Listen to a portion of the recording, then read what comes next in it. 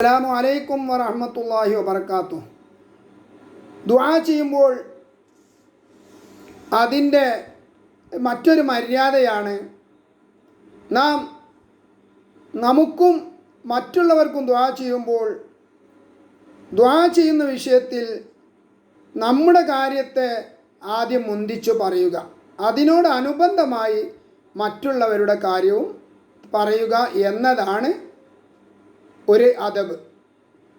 അള്ളാഹുവിൻ്റെ റസൂൽ സ്വല്ലല്ലാഹു അലൈഹി വസല്ലമ തങ്ങൾ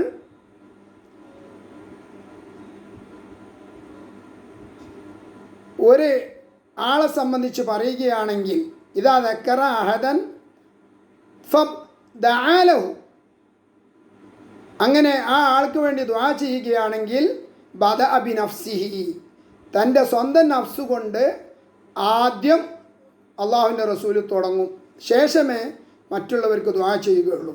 അത് അങ്ങനെ ഒരു അദബാണ്.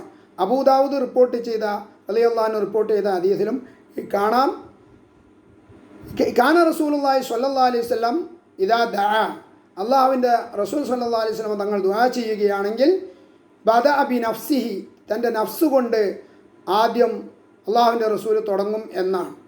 അത് ദുആയുടെ അദബിൽപ്പെട്ടതാണ്. അള്ളാഹു അത് പാലിക്കാൻ നമുക്ക് തൗഫീക്ക് ചെയ്യുമാറാവട്ടെ. ആമീൻ. വആഖിറു ദഅവാന അനിൽ ഹംദുലില്ലാഹി റബ്ബിൽ ആലമീൻ. അസ്സലാമു അലൈക്കും വറഹ്മത്തുള്ളാഹി വബറകാതുഹു.